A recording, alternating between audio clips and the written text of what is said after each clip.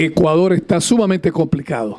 Temas importantísimos, especialmente un hecho de una lucha que venían desarrollando desde el año 2015. 14, señoras y señores, en que el exmandatario de la República, Rafael Correa, afectó a la clase trabajadora ecuatoriana y luego afectó también a los jubilados del Instituto Ecuatoriano de Seguridad Social al negarle el 40% que el Estado ecuatoriano, de acuerdo a lo que establece la propia Constitución de la República y las anteriores, se asigna al Instituto Ecuatoriano de Seguridad Social.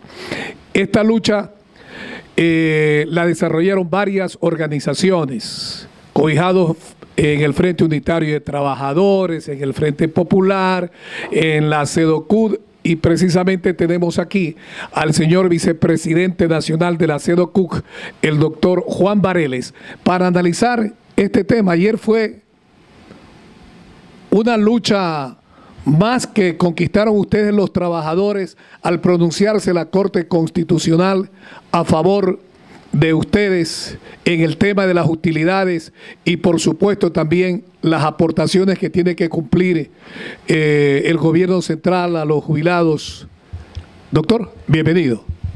Muy buenos días, estimados televidentes que nos siguen mediante esta televisión online. Víctor Hugo lo ha dicho de una manera precisa. Una lucha que se inicia en el año 2014, cuando se anunció que se iba a adoptar una ley mal llamada de justicia laboral por parte del gobierno pasado del señor Correa. Esta ley de justicia laboral, que de justicia no tenía nada, puesto que lo primero que se planteó en esta ley fue la eliminación del 40% del aporte del Estado a la Seguridad Social, es decir, al IES. Esto indiscutiblemente afectó a todos los afiliados y jubilados al IES y puso realmente en riesgo la posibilidad de mantener la institución como tal. Probablemente, si nosotros vemos lo que ocurrieron en algunos países de América Latina, como el caso de Chile, lo que se pretendió fue, de alguna manera, someterla a una crisis económica capaz de llevarla a la quiebra y poderla vender a la empresa privada, que era el objetivo, justamente, en su momento, del tema de entregar la seguridad social a la empresa privada, situación que realmente a los trabajadores nos preocupa sobremanera. Pero adicionalmente a esto, también se propuso una eliminación de parte del reparto de las utilidades, es decir, le puso límite al 15% de las utilidades de los trabajadores del sector privado. Y más claramente vinculados directamente para los trabajadores de las telecomunicaciones privadas, empresas que venían repartiendo el 15% a sus trabajadores de las ganancias que este negocio venía arrojando y que eran realmente importantes. Se tomó del 15% y no se les obligó a las empresas que recibían el 85% de esas utilidades para que se beneficie también el pueblo ecuatoriano. Situación que a nosotros nos parece discriminatorio y que realmente perjudicaba no solamente, como decían, a 16.000 trabajadores, sino que en ellos estaban trabajadores de las telecomunicaciones, trabajadores de las empresas privadas petroleras, trabajadoras de las ensambladoras, trabajadores de las farmacéuticas, trabajadores de las exportaciones, de las exportadoras e importadoras. Es decir, es más de 100.000 familias ecuatorianas que tenían que ver con el 15% y que esto, el día de ayer, de manera tardía, pero finalmente se ha logrado que la Corte Constitucional resuelva a favor de los trabajadores, porque son derechos irrenunciables y son derechos intangibles. Resolución positiva la considera don Juan. Me surge el interrogante. ¿Por qué el mismo presidente de la Corte Constitucional del régimen de ayer hoy cambia de criterio y los demás miembros de la Corte? Esto es indiscutiblemente una, digamos, una salida a un problema social, ¿no?, que habíamos planteado los trabajadores y el pueblo frente a esta malhadada ley mal llamada de justicia laboral. Pero que desgraciadamente la justicia que está secuestrada por los poderes que todavía obedecen al ex gobierno del presidente Correa, siguen en algunos casos y en otros se están de alguna manera desprendiendo, puesto que el presidente de la República ya había manifestado, ¿no es cierto?, su voluntad de que los trabajadores les sea devuelto, ¿no?, estas utilidades que le fueron arrebatadas de manera inconstitucional. Por lo tanto, lo que pasó ayer simplemente fue una presión de todos los sectores sociales y también de parte del gobierno nacional, que tuvieron que aceptar que la consulta popular iba justamente por ese camino. Dos temas entonces, doctor. El diálogo dio su fruto, ese diálogo que han sostenido ustedes con el ministro de Trabajo, con el presidente, ustedes, y la actitud de los señores miembros de la Corte Constitucional, la consulta popular y la designación de los señores consejeros del Consejo de Participación Ciudadana transitorio, ¿origina este efecto positivo a favor de la clase trabajadora? Víctor Hugo, recuerde que cuando se inicia esta lucha en el año 2014, no solamente trabajadores, sino el sector indígena, los sectores también de incluso los patrones y los digamos, jubilados de las Fuerzas Armadas y de la policía, los periodistas, los médicos. Es decir, todo un conjunto del pueblo ecuatoriano se manifestó en las calles en oposición a un gobierno que venía perjudicando a los sectores populares, que venía agrediendo a los derechos de los trabajadores y del pueblo. Eso que logró el Frente Unitario, eso que se logró, que es la unidad del pueblo para lograr que definitivamente este gobierno del Correa cese en su persecución, se ha logrado.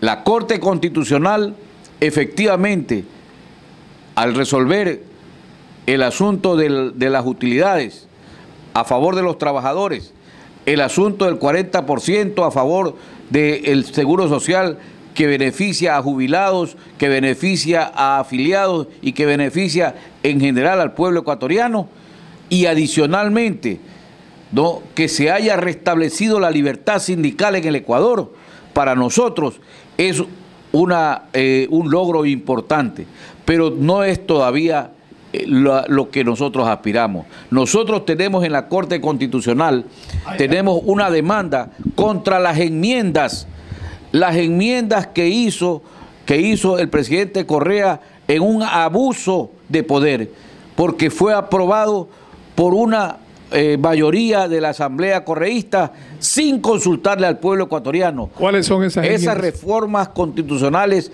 que hicieron que primero se elimine el control previo concurrente que hacía la Contraloría, ese que establecía la independencia de las Fuerzas Armadas justamente para que hoy estén como reos de la delincuencia, que han sido prácticamente agredidos.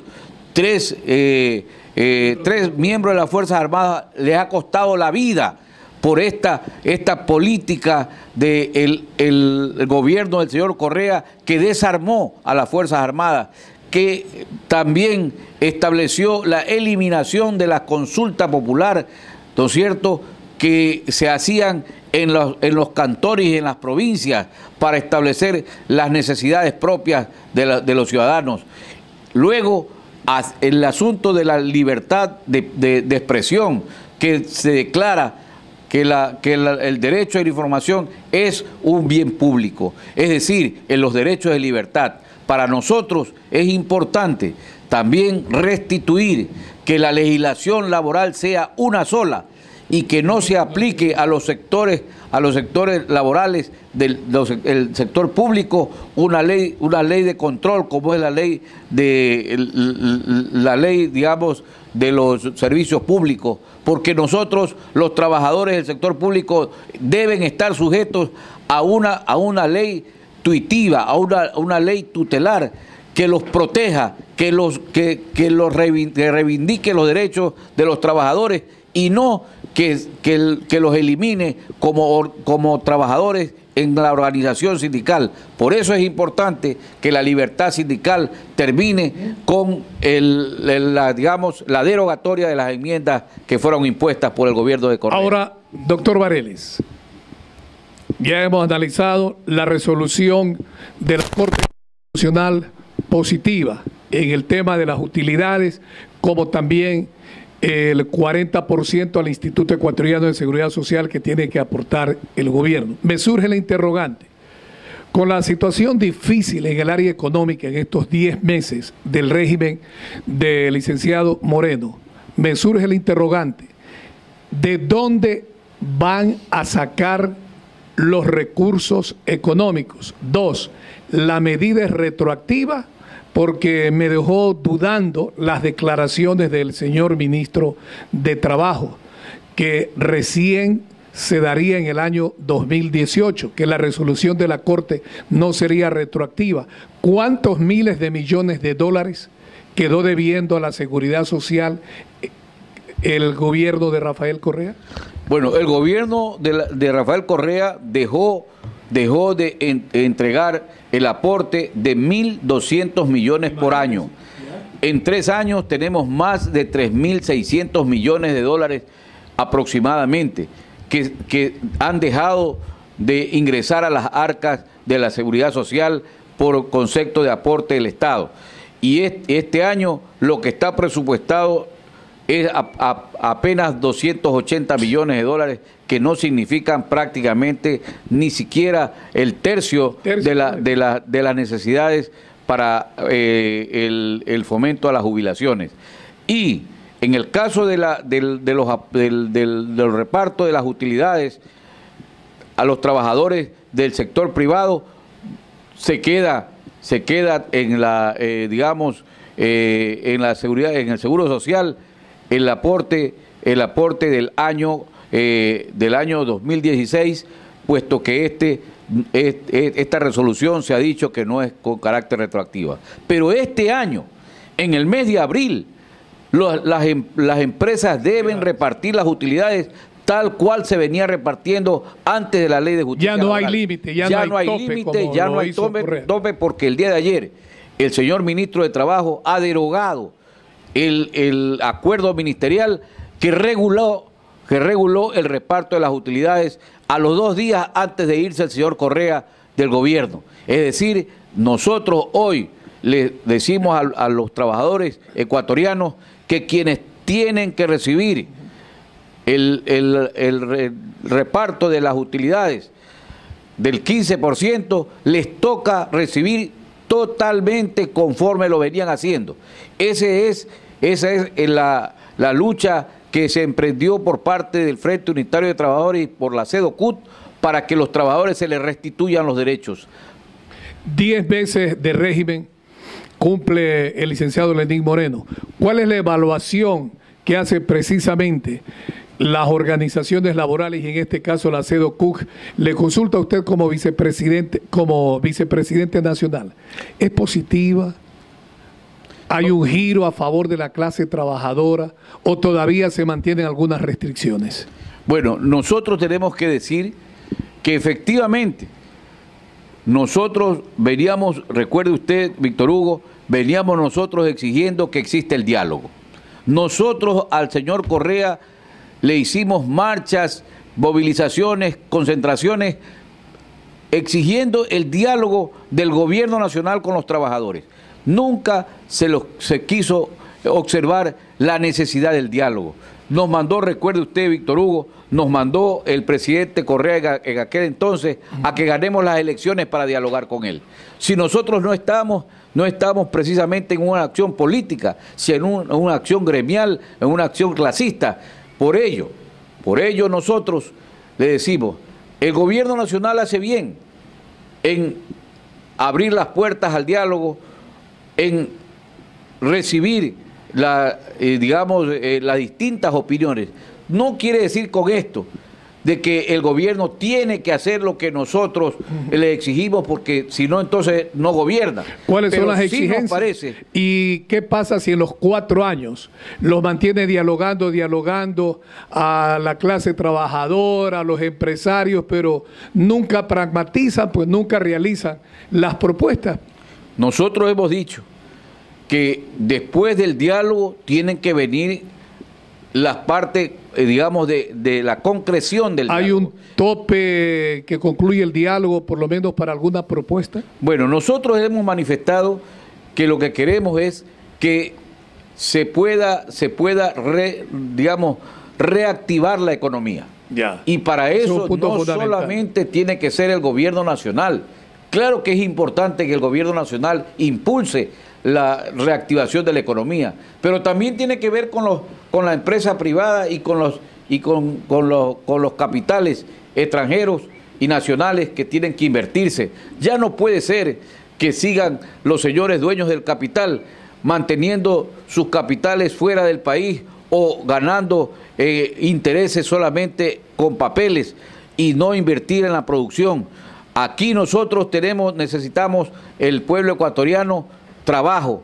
Si hay algo por lo que todo el pueblo ecuatoriano votó en las últimas elecciones, tanto por el candidato Lasso como por el candidato que ganó las elecciones, el señor Moreno, fue porque ambos plantearon la necesidad de crear fuentes de empleo. ¿Y quién, sino el gobierno nacional, para impulsar el empleo? Y porque se necesita el empleo, un empleo que sea, ¿no? Y eso queremos dejarlo bien claro, un empleo que sea justo, o sea, el pleno empleo, un empleo que sea estable, que tenga seguridad social, que tenga beneficios sociales, un empleo que pueda lograr, cumplir con la canasta familiar. ¿Por qué?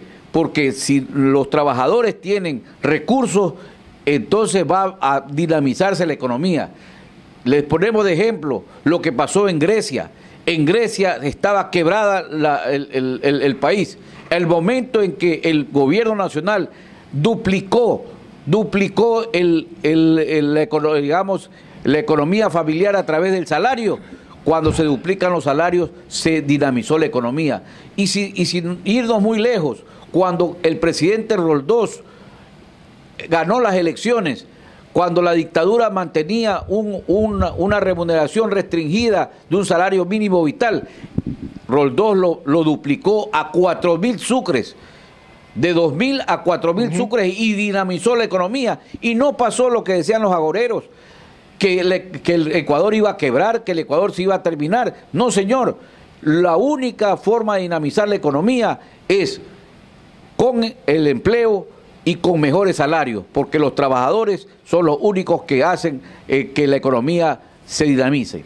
Ahí está, propuestas, planteamientos en torno a la resolución de la Corte Constitucional que adoptó el día de ayer.